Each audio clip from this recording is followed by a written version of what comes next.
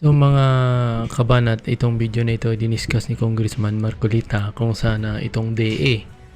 Yung DA binira niya dito si William Dar, yung head ng DA. Kung saan itong DA kasi mga kabanat ay balak na naman mag-import ng napakaraming isda. Imagine mo kung magkano mga kabanat, no? 60,000 tons ng isda gustong i-import ng Department of Agriculture, na samantala ay dapat yun ang tinulungan nila kasi itong ating mangingisda, na ang dahilan daw ayon kay Congressman Marcolita, ang dahilan daw ni William Dar na itong tao na ito, itong agriculture na ito, head ng agriculture, tila dapat na itong sibakin eh. Napapansin ko itong mga nakapalibot ngayon kay President Duterte na mga agriculture at saka mga tauhan niyang inapoy niya, para mga polpol talaga mga kabanat eh. Walang alam kundi mungulimbat. Hindi ibig sabihin ay puro import. Pinatay na nila yung sa bigas, gusto pa nilang patayin pati sa mangingisda. Nabansagan yung ating bansa na itong bansa na pinalibutan ng napakaraming tubig. Subalit gusto pa natin mag-import. So kaya itong si Congressman Marcolita binira itong si William Dar. At sabi nga ni Congressman Marcolita, yan na lang ang ginagawa nilang, pinakamadali nilang ginagawa sa kanilang buhay. Ayaw na nila magtrabaho at hindi na sila mapapagod, ay kumikita pa sila. Yan ang sigurong dahilan, yung tinatawag na komisyon. Talaga, yun ang hinahabol nila, kaya gusto nilang mag-import sa halip na tulungan itong ating mga kababayan na nangangailangan ng tulong ng gobyerno. Hindi natin, mga ganyan mga kabanat na mga tao, yan ang nagpapalubog sa ating bansa mga kabanat. Sila yung dapat alisin na sa pwesto, wala silang puwang. Kumbaga sila yung pasakit, hindi nag-iisip ng trabaho na tama. Hindi, gusto nila ay nagpapalaki lang ng itlog. So panoorin nyo ito mga kabanat, itong discussion ni Congressman Marcolita. At maganda rito ang discussion niya. Ako ay aminin ko, ibuboto ko ito si Congressman Marcolita. Hindi ko titingnan yung nakaraan niyang, hindi ba nagkaroon tayo ng issue dito. Pinupuna ko rin ito si Congressman Marcolita nakaraan. Pero subalit mas gusto kong iboboto ito dahil may malaking maitutulong ito sa Senado kapag nanalo ito bilang senador. So panoorin niyo ito yung kanyang discussion. Tingnan mo din, yung budget ng DA, hindi naman nila nagagasta lahat eh. Ito lang ng 2021, napansin namin, yung budget ng 2021, 60% lamang ang kanilang nakonsumo ron eh. Saan napupunta yung budget na ibinibigay ng Kongreso sa kanila? Kung hindi para tulungan itong subsector na napaka-importante, itong Bureau of Fisheries. Oho. Nagagamit ata sa pagbili ng isda, pag-import eh. Hindi ko kaya ganon? Parang ganon na nga lang ang gusto nilang gawin eh. So, ang gusto nila maging madali ang kanilang problema, kumikita pa sila. Magangkat nga ng ganung karaming mga isda. Para bang ang gusto niyang sabihin o gusto niyang ipaalam sa tao, nung dumating ang bagyong Odette, parang pinagtabuyan niya yung mga isda sa Pilipinas. Para bang ang unang naapektuhan, na natakot ang mga isda, nawala lahat ang mga isda sa Pilipinas, nagsipunta sa ibang bansa. Parang ganun gusto niya sabihin eh. Alam mo, sa totoo lang, may dadagdag ko lang sa mga nauna-unang komento, yung palang pag-aangkat na yan ay hindi naman pinayagan. Hindi ganyan ang recommendation ng National Fisheries and Aquatic Resources Management Council. Sa Fisheries Code, Nelson, malaman ninyo na ang National Fisheries Aquatic Resources Management Council. May konseho pala yun. Binubuo yan ng maraming stakeholders na nagbibigay ng pagpapayo kung paano mga polisiya at mga developments ang dapat na mangyari sa ating pangisdaan din. Nabasa mo yung resolution number 3 na ginawa, ito lang ng Enero 2022. Hindi nila kinatigan yung aksyon na mag-aangkat pa tayo ng isda.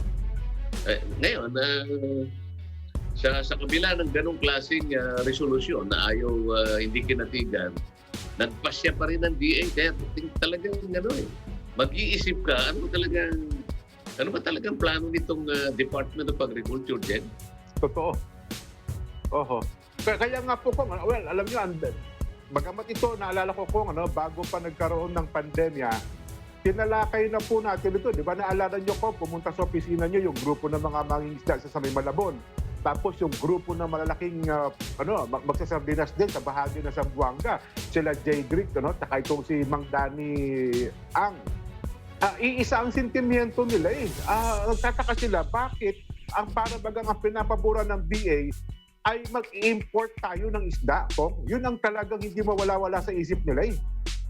Kasi katungkulan naman daw ng DA, ito yung pangangatwiran na hindi mo maintindihan kung saan ni Secretary ka. Katungkulan niya raw na balansin kanya yung tungkol sa pagkain. Totoo naman yun eh. Para naman debate tungkol doon eh. Pero kung nasira yung mga fishing boats ng ating mangingisda na kagaya ng sinasabi niya, na ang isang malaking hampas na ginawa ni Odette, kanya itinamaan kanya itong ating fishing subsector. Okay, dapat ang ginawa niya, ang unang-unang nangyari sana dyan, tinulungan kaagad sa mabilis ng pamamaraan yung pagre-repair ng mga fishing boats. Wala man lang siya iniulat na ganito karaming mga bangka o mga fishing boats ang daglian namin na-i-repair. Kaya nakabalik agad ang mga mangingisda natin parang walang nangyari. Hindi ganoon eh. Ang una niyang inisip, mag-angkat na muna tayo, sabi niya ganoon. Isip-isipin mo na lang, kung talagang nag-iisip talaga yung secretary na yan, Nelson, diyan lang sa Bicol Region kaya tayong supplyan eh. Alam mo, pinaka-problema lang sa Bicol Region, wala silang cold storage kasi. Opo. Isipin mo, makakahuli ka ng sapat na isda na pwede mong ibenta, iti-supply sa Luzon. Ang dapat namang mangyari riyan yung mga cold storage facilities ay talaga dapat ay sufisyente. Para sa ganun, hindi naman masira, mabulok yung kanilang paninda. Walang ganyang klaseng suporta kasi, Jen.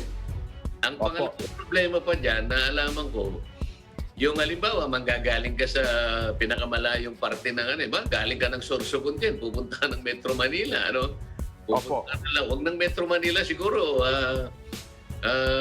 siguro bandang Batangas, Laguna, yan ang tatamaan, una mong pupuntahan kung taga Bicol ka Quezon.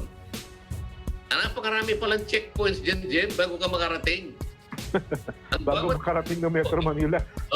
Isang checkpoint, titingnan ng mga banyer-banyer. Kabise, kaibigan, meron ba tayo kanyang maiihaw dyan? Yung mga ganun na mga checkpoint dyan na hindi naman tinitingnan mabuti ng DA, malulugi talaga yung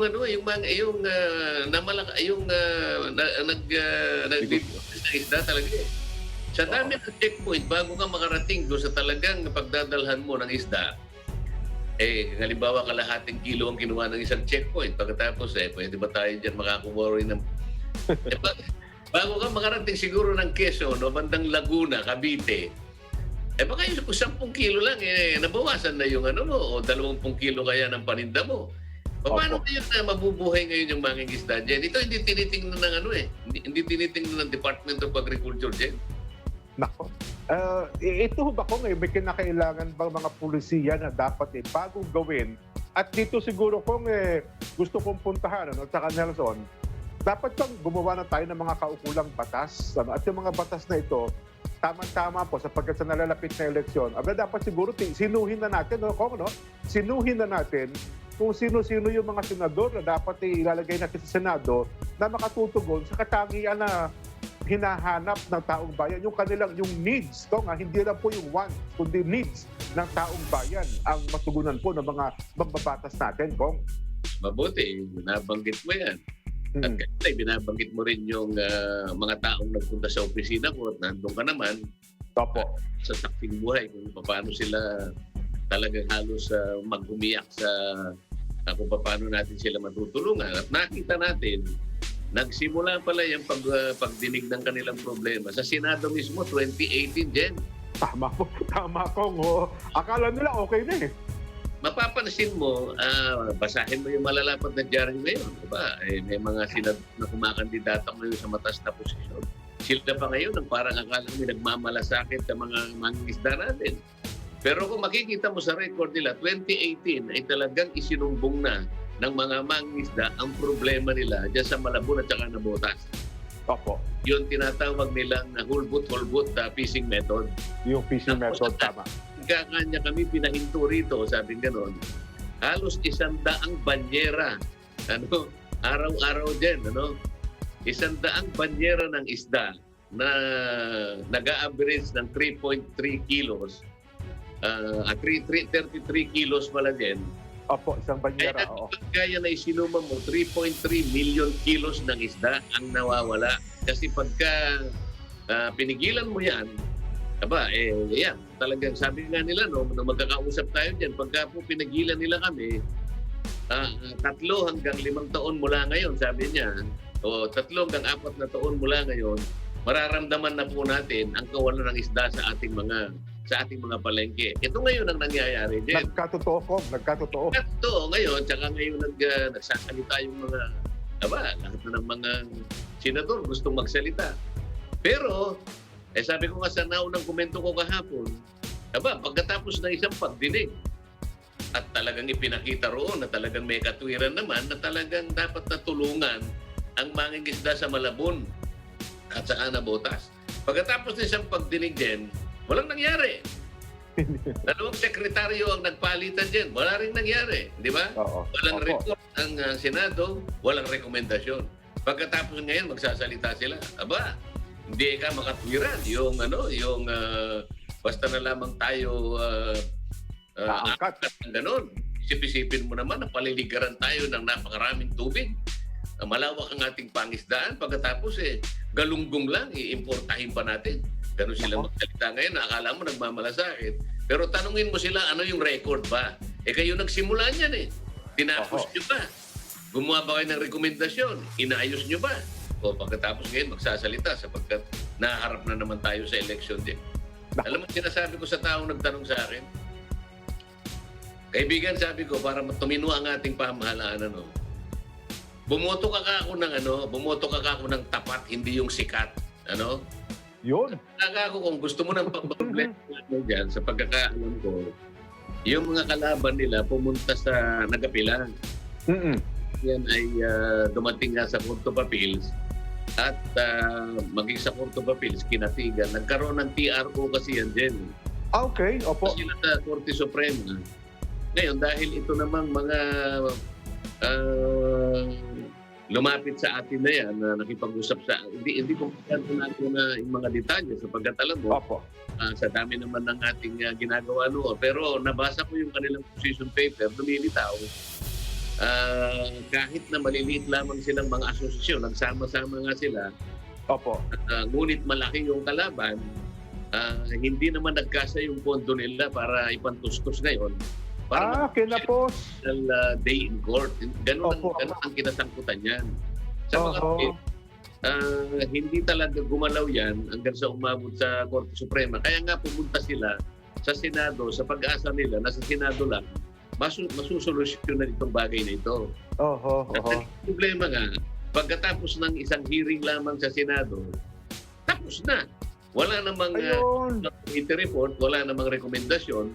Samantalang kung titingnan mo yung mga were assessed ng resolution na mismong iniakda ng isang miyembro ng Senado, kinakatigan niya yung katwiran at yung pamamaraan ng hulbot-hulbot sapagkat ito hindi nakakasira ng kalikasan at ito'y mura lamang kung ikukumpara doon sa patakaran at pamamaraan na pinaiiral ng BIPAR.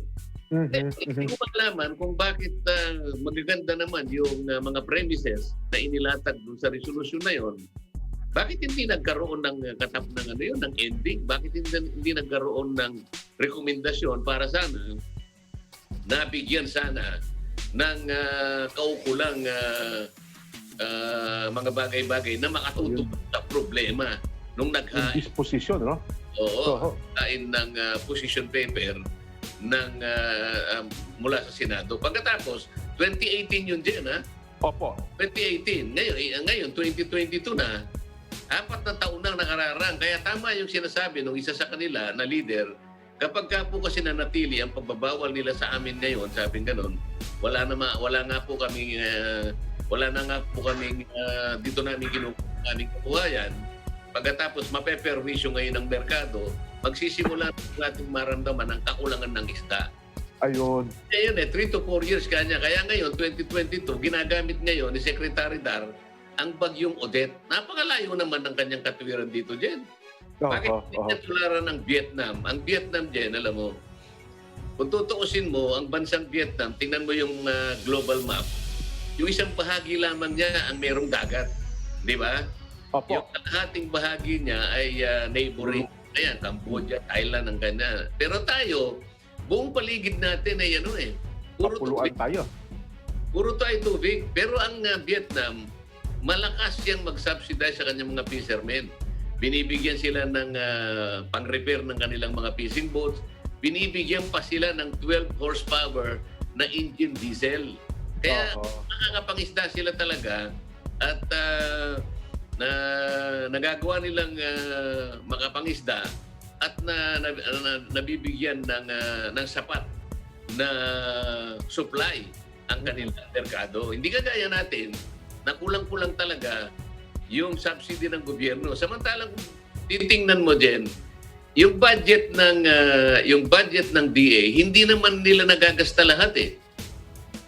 Ito lamang 2021, napansin namin, yung budget ng 2021, 60% lamang ang kanilang nakonsumo ron eh. Saan napupunta yung budget na ibinibigay ng Kongreso sa kanila? Kung hindi para tulungan itong subsector na napaka-importante, itong Bureau of Fisheries. Nagagamit ata sa pagbili ng isda, pag-import eh. Hindi ko kaya ganon? Parang ganon na nga lang ang gusto nilang gawin eh. Ang gusto nila maging madali ang kanilang problema, kumikita pa sila. So yan mga kabanat, no, yung napakinggan nyo yung discussion ni Congressman Marcolita. Nakakalungkot isipin na halos yung nakapalibot kay President Duterte walang iniisip kundi importation. Lahat na lang ng bagay, no? Imagine mo 60,000 metric tons na isda gusto pa nilang i-import. Ultimo galunggong gusto pa nila i-import. Anong klaseng utak mayroon tayo talaga? Bakit di natin palakasin na sa halip na tayo mag-i-export, tayong nag-i-import na talagang dapat tayo yung nag-i-export eh, kasi napalibutan tayo ng napakaraming tubig. Bukod sa tigbansa ay mayaman sa isda, mayaman din tayo sa agriculture, dapat yung like mga laman lupa at laman tubig. Pero tayo nag-i-import, ultimo bigas ini-import natin. Ultimo isda, ultimo galunggong na ini-import na natin. Ano pa mangyayari sa ating bansa balang araw kung ganito yung mga taong namumuno like itong si William Dar, diba? Hindi lang si William Dar na dapat tanggalin yan, napakarami. Dapat talaga yung bansa natin mga ban at i-reformat. Maaari palitan lahat eh, namumuno. Mula sa baba hanggang sa taas dapat mapapalitan kung maaari lang para gumanda yung takbo ng ating bansa. Puro basura ang nakaupo eh. Puro basura. Mula sa Pangulo hanggang sa kiliit-liitan, puro basura. Hindi nag-iisip ng kakabuti sa atin, mga kababayan. Kundi, iwan ko. Imagine mo, ako siguro, mag-iisip ako ng tama. Bakit ako mag-i-import ng isda? Samantala, sa bansa natin, ay mayaman tayo sa isda. Kasing utak meron tayo, no ba?